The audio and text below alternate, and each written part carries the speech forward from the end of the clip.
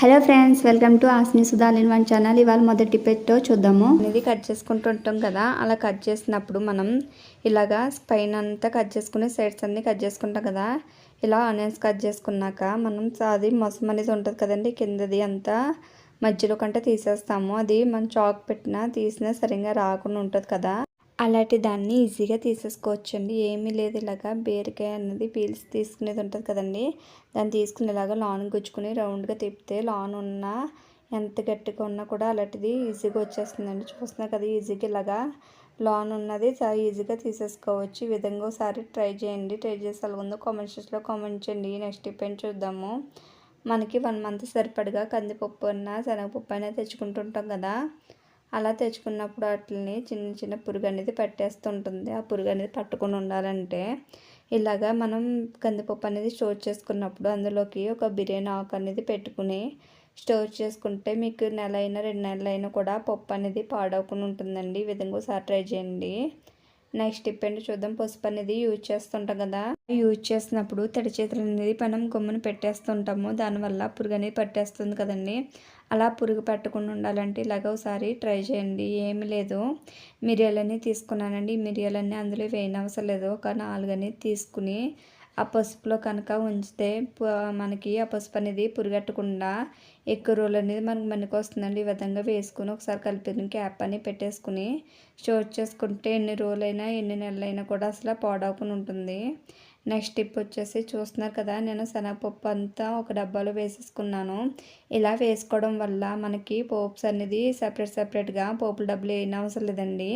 ఇలాగ మనం ఏమైనా తాలింపు పెట్టినప్పుడైనా ఇలాగ స్పూన్తో తీసుకుని మీకు ఎంత క్వాంటిటీ కావాలో అంత క్వాంటిటీ అనేది వేసుకోవచ్చు.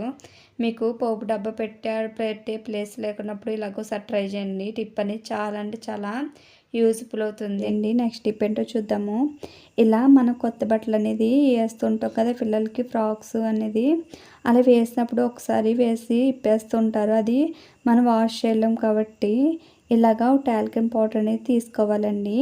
తీసుకుని మనం వేసుకున్న బట్టలు అనేది ఉంటాయి కదా, ఒక 1 అవర్ అలా వేసుకుని ఇప్పేస్తుంటారు కదా, అలా 1 అవర్ ఇప్పేసిన వాటి మీద ఇలాగ ఏదైనా టాల్కమ్ పౌడర్ వేసుకుని ఇలాగ మొత్తం అంతా టాల్కమ్ పౌడర్ అంతా బట్టలకు వేసేసుకుని ఒకసారి దులిపేసుకుని ఫోల్డ్ చేసుకుని మన బీరువాలో కానీ పెట్టుకుంటే మంచి స్మెల్ అనేది వస్తుందండి. అంతేకాకుండా మనకి సిప్స్ వర్క్ లేదంటే ఇలాంటి నెట్ అయినా కూడా ఎక్కువ ఉతకలేం కదా, ఇలా ఉతికిన వాటిని ఇలాగా మనం టాల్కమ్ పౌడర్. నెక్స్ట్ టిప్ ఏంటో చూద్దాము. ధనియాలు అనేది ఎక్కువ క్వాంటిటీ తెచ్చుకున్నప్పుడు అవి స్టోర్ చేయడానికి చాలా ఇబ్బంది పడుతుంటాము. ఎందుకంటే ధనియాలకి త్వరగా పురుగు అనేది పెట్టేస్తుంటుంది కదండి. అలాగే పురుగు పట్టకుండా ఉండాలంటే ఈ టిప్ అని పాటించండి. చాలా అంటే చాలా యూస్ఫుల్ అవుతుంది. నా స్టోర్ నుంచి తెచ్చుకున్న ధనియాలు అనేది తీసుకోవాలి. తీసుకుని మనం స్టవ్ మీద ఒక ప్యాన్ పెట్టుకుని ఆ ప్యాన్లోకి ధనియాలు వేసుకోవాలండి. మంట అనేది లో ఫ్లేమ్లో పెట్టుకుని బాగా ఫ్రై చేసుకోవాలి.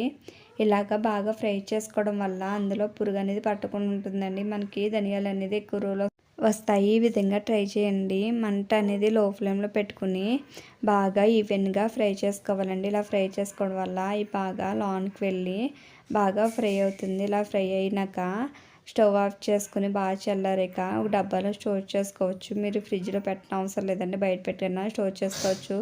లేదు అంటే మీరు అది పౌడర్ చేసుకున్న స్టోర్ చేసుకోవచ్చు. ఈ విధంగా ఒకసారి ట్రై చేయండి. ట్రై చేసి ఎలా ఉందో కామెంట్ సెక్షన్లో కామెంట్ చేయండి.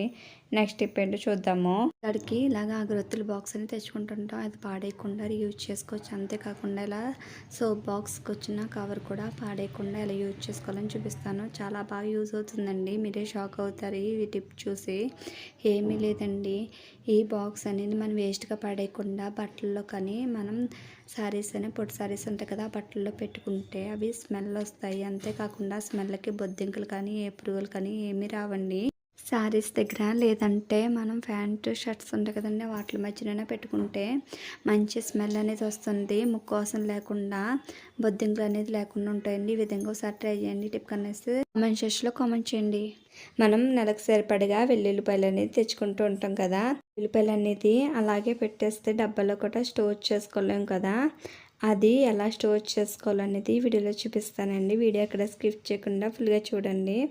ఇలా మన ఫ్రూట్స్ తెచ్చుకునే బ్యాగ్స్ అనేది ఉంటాయి కదండి, నెట్ బ్యాగ్స్ అనేది అవి వేస్ట్ అని పాడేస్తాం. అలాంటి పాడేయకుండా ఇలాగా వెల్లుల్లిపాయలు అనేది అందులో పెట్టుకుని ఎక్కడికైనా మేకైనా లేదంటే ఎక్కడైనా మనం తగిలించుకున్న మన ఫేస్ అనేది కలిసి వస్తుంది. అలాగే మనకి వెల్లుల్లిపాయలు అనేది కూడా పాడవకుండా ఎక్కువ రోజులు రావడానికి అనేది ఛాన్సెస్ అనేది ఉంటుందండి.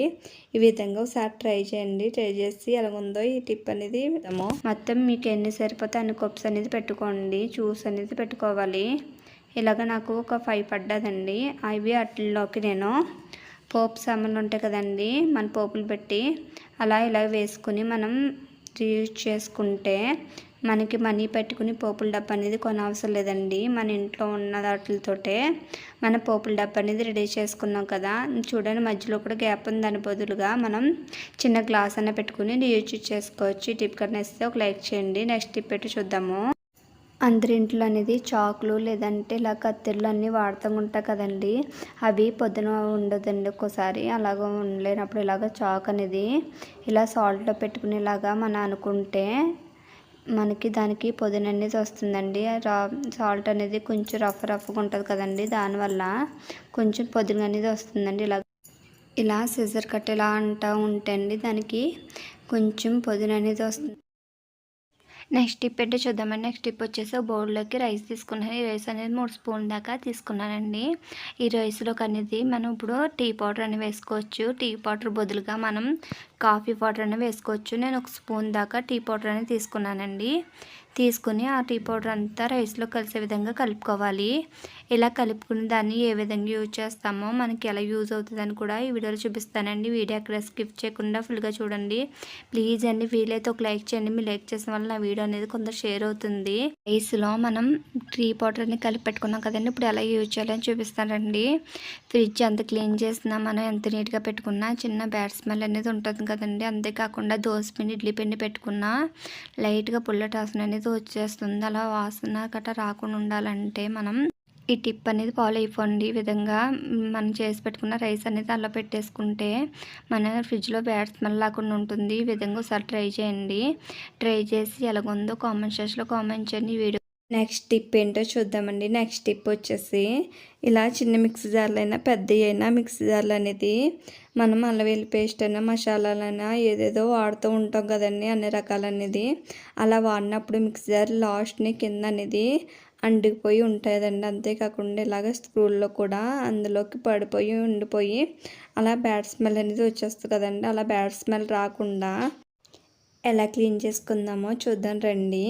నేను దానికోసం అనేది నేను ఒక ఆలు తీసుకున్నానండి. ఆలు తీసుకుని ఇలాగ చిన్న చిన్న ముక్కల కింద కట్ చేసుకోవాలి. ఇలాగ వీలంత చిన్న ముక్కల కింద కట్ చేసుకోండి. కట్ చేసుకొని మిక్సీ జార్లో వేసుకుందాం. ఎందుకంటే మిక్సీ జార్లో వేసుకున్నప్పుడు అది మెత్త పేస్ట్ కూడా అవ్వాలి కదండి. అందుకు చిన్న చిన్న ముక్కల కింద కట్ చేసుకోవాలి. ఇలాగా 2 ముక్కలు నేను చిన్న చిన్న పీసెస్ కింద అనేది కట్ చేసేసుకున్నాను. ఆలు పైన ఉన్న స్కిన్ తినేసిన అవసరం లేదండి, డైరెక్ట్గా యూజ్ చేసుకోవచ్చు. ఇలా వేసుకున్నాక దాంట్లోకి పేస్ట్ అనేది వేసుకుంటున్నానండి. ఈ విధంగా కొద్దిగా కోల్గేట్ పేస్ట్ అనేది వేసుకుంటున్నాను. 1 స్పూన్ దాకా వేసుకున్నానండి.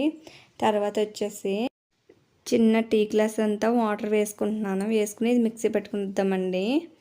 ఇలా మొత్తం మిక్సీ పెట్టుకు రావాలి. ఇలా మిక్సీ పెట్టుకొచ్చని చూడండి, మొత్తం క్లీన్ అయిపోద్దండి. ఇది ఆలు పేస్ట్ ఉన్న వల్ల మొత్తం బేడ్లు అనేది క్లీన్ అయిపోతుంది. ఇది వేస్ట్గా పాడేయకుండా ఇది ఎలా యూజ్ అవుతుందని కూడా చూపిస్తానండి. చిన్న రిక్వెస్ట్ అండి, నా వీడియోస్ కనుక మీ నచ్చితే ఒక లైక్ చేయండి. లైక్ చేసిన వల్ల నా వీడియో అనేది కొంత షేర్ అవుతుంది. ఇది మన సింక్ క్లీనింగ్కి చాలా అంటే చాలా యూస్ఫుల్ అవుతుందండి. ఎందుకంటే ఆలులో ఉన్న కూడా పేస్ట్ వేస్తాం కదండి, ఆ పేస్ట్ ఆలు అనేది బాగా క్లీనింగ్ ప్రాసెస్కి చాలా బాగా యూజ్ అవుతుందండి.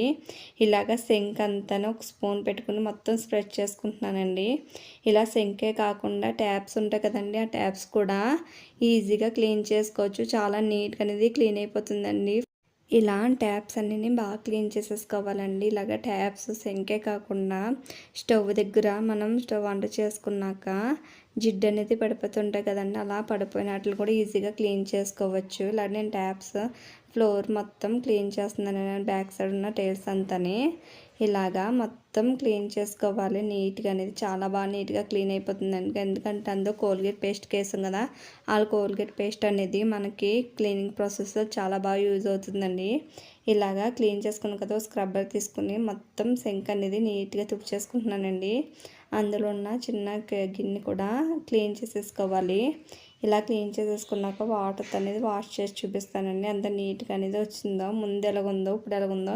ఇందాక నేను గిన్నెలు అనేది వాష్ చేస్తానండి. తర్వాత మొత్తం జిడ్డు అయిపోయింది. దాని తర్వాత నేను ఇలా క్లీన్ చేసి చూపిస్తాను మీకు ఎంత నీట్గా అనేది క్లీన్ అయిపోయిందో. ఈ విధంగా వాటర్ వేసుకొని మొత్తం క్లీన్ ఇలా మొత్తం అంతా క్లీన్ చేసేసుకున్నాం కదా. తర్వాత వచ్చేసి వాటర్ దగ్గర మనం ట్యాప్ అనేది క్లీన్ చేసుకున్నాం కదా, వాటర్తోనే క్లీన్ చేసేసుకోవాలి. బ్యాక్ సైడ్ ఉన్న టైల్స్ కూడా బాగా నీట్గా తుడిచేసుకోవాలండి.